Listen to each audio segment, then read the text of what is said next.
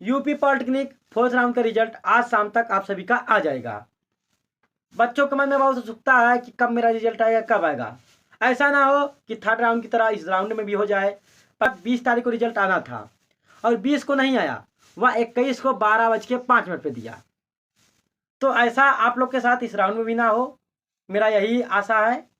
और आप सभी को बताया जाता है कि आप सभी का रिजल्ट यूपी पॉलिटेक्निक का जो रिजल्ट है आप सभी का आएगा 8 बजे से 11 बजे के बीच में। अगर आज आएगा तो 8 बजे के 11 बजे के बीच में आएगा रिजल्ट। और 100% है कि आज रिजल्ट आने का पूरा संभावना है।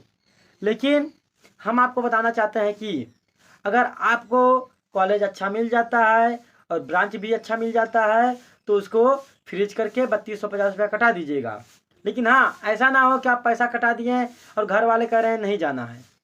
पहले अपने गार्जियन से पूछ लीजिएगा और अपने दोस्त यार से भी पूछ लीजिएगा, अपने टीचर बंधु सखा जिससे भी हो पूछ लिए, हाँ ये कॉलेज सही है कि नहीं सही है। गूगल पे जाके सर्च मार लीजिएगा आप, कि ऐसा ना हो कि आपके मन में डाउट बना रहे। सारे डाउट क्लियर होना चाहिए तब जाके 3250 रुपये पेड करिएगा। नहीं तो हल्दी जल्दी में जाके आप पैसा पेड कर दिए, फिर बाद में आके कह रहे हैं सर मुझे पैसा कैसा विड्रॉ होगा, सर बताइए। ऐसा कोई मन में संकोच नहीं होना चाहिए। जो भी संकोच है उसको दूर करिए समय अनुसार, ठीक है। ऐसा ना हो समय निकलने के बाद आपका विड्रॉल का ऑप्शन कब आएगा। सर मैंने 8,000 रुपया दे दिया कॉलेज में, 7,000 रुपया दे दिया कॉलेज में, सर वो कैसा वापस आएगा। देखो, जो कॉलेज में वाले पैसा ले लेते हैं वो वापस आने वाला नहीं है। या फिर अपना 1 साल बर्बाद करिए और 1 साल बर्बाद करने के बाद आप क्या करिए, आपका स्कॉलरशिप भरा जाएगा। जब आपका स्कॉलरशिप भरा जाएगा, जैसे कि आपका स्कॉलरशिप भरा जा रहा है, स्कॉलरशिप आपका भरा जाएगा जब, तो स्कॉलरशिप में आपको 11 से 13,000 रुपये आ जाएंगे।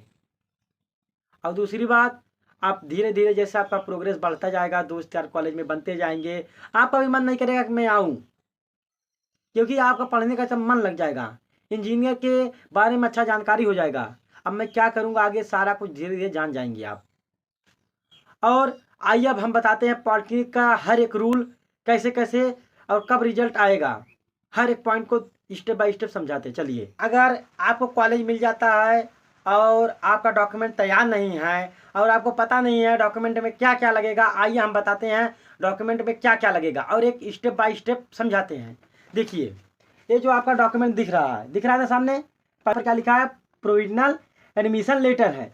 फिर दूसरे नंबर पे आपका वेरिफिकेशन लेटर है, ठीक है। फिर तीसरे नंबर पर आपका क्या है, रिसीव पेमेंट लेटर है।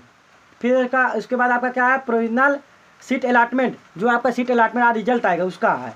फिर आपको रैंक कार्ड लेना है, एडमिट कार्ड लेना है, 10 का मार्कशीट हो गया, अगर 12 का मार्कशीट आपके पास अवेलेबल है तो ठीक है, नहीं तो अन्यथा कोई ज़रूरत नहीं है। उसके बाद इनकम सर्टिफिकेट मतलब आय, फिर उसके बाद कास्ट सर्टिफिकेट मतलब जाति, फिर डोमास हो गया जहाँ पर आप रहते हैं। फिर होगा कैरेक्टर सर्टिफिकेट, जैसे आपका क्या हुआ, आप किसी कॉलेज में हैं और आप फिर कहीं एडमिशन कराना चाहते हैं तो वहाँ से कैरेक्टर सर्टिफिकेट आपको बनवाना पड़ जाता है। फिर उसके बाद यहाँ पर है मेडिकल सर्टिफिकेट, वो तो आपको 100 200 300 रुपया लेगा और वो बना के आपको दे देगा। फिर यहाँ पर देखिए TC है, ट्रांसफर लेटर है, ठीक है, वो भी सर्टिफिकेट आपको लेके आना पड़ेगा।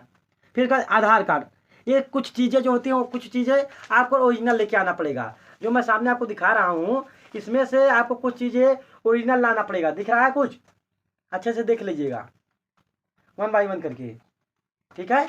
तो आपको कुछ चीज़ें ओरिजिनल लेके आना पड़ेगा। अगर कॉलेज में आप जा रहे हैं या फिर आप अपने कॉलेज में वेरिफिकेशन कराने जा रहे हैं तो कुछ चीज़ें ओरिजिनल लेके आपको जाना पड़ेगा, जिससे आपका वेरिफिकेशन अच्छे से हो जाए। ऐसा ना हो कि कुछ चीज़ें उसमें छूट जाए और बाद में आपको फिर 100 200 किलोमीटर फिर वापस जाना पड़ जाए।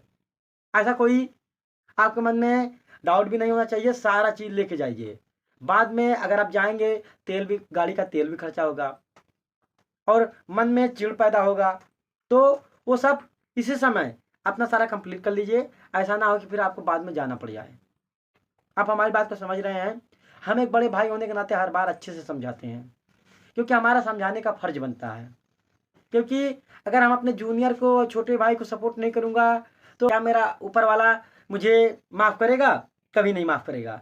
क्योंकि मेरा फर्ज बनता है मेरा यह फर्ज बनता है कि आप लोग को सही गाइड देना, जिससे आपका सपोर्ट हो और आप अच्छे कॉलेज अच्छे ब्रांच पा जाएं और आपका भविष्य उज्ज्वल हो। आप भी हमें आशीर्वाद देंगे कि हाँ, किसी टीचर के द्वारा मुझे कॉलेज मिला और बहुत बेहतरीन कॉलेज मिला, ये सारी चीज़ें।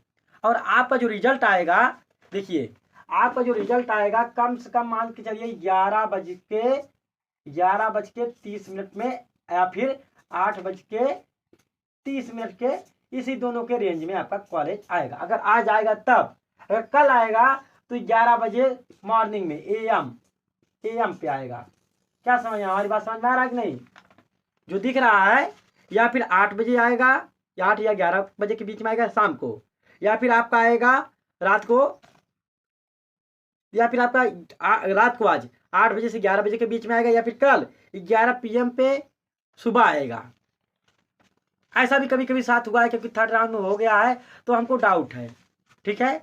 और आपको मैं बताना चाहता हूं कि कुछ बच्चों का ड्रेस के लेकर बहुत ही ज़्यादा परेशान थे। देखिए यही कॉलेज का ड्रेस है जो मैं पहना हूँ, जिससे मतलब हर एक कॉलेज का नहीं है, कुछ कॉलेज का ड्रेस ऐसा ही होता है। और उनको प्रोफेशनली तरीके जाना, छोटा बाल होना चाहिए, अपना एक क्या हो गया वॉच लगा लीजिए, प्रोफेशनल दिखना चाहिए, और बेल्ट लगाना ब्लैक वाला, और शूज पहन लीजिए ब्लैक में, और टाई होता है टाई लगा लीजिए, आई कार्ड लगा लीजिए, जिससे आप प्रोफेशनल दिखें कि हम कॉलेज स्टूडेंट हैं और इंजीनियर के, हम कॉलेज इंजीनियरिंग फील्ड के स्टूडेंट हैं, जिससे अगला भी देखे कि हाँ आपकी इमेज उसके नज़र में अच्छी बन जाए, प्राउड फील हो आपको। ऐसा होना चाहिए, ऐसा नहीं कि जैसे लोपर पहन के निकल जाए, ऐसा कुछ नहीं। अच्छे से जाइए, संतुष्ट होकर जाइए, और माँ बाप का आशीर्वाद लेके जाइए, घर से निकलिए। जैसे कि माँ बाप का आशीर्वाद अगर आपको लग गया तो दुनिया में कोई नहीं रोक सकता है, आप सफल होके ही आएंगे, ये हमारी गारंटी है। जय हिंद, जय भारत, नमोबुद्धाय। प्रॉब्लम हो वो हमारे यहाँ संपर्क करें। जय हिंद।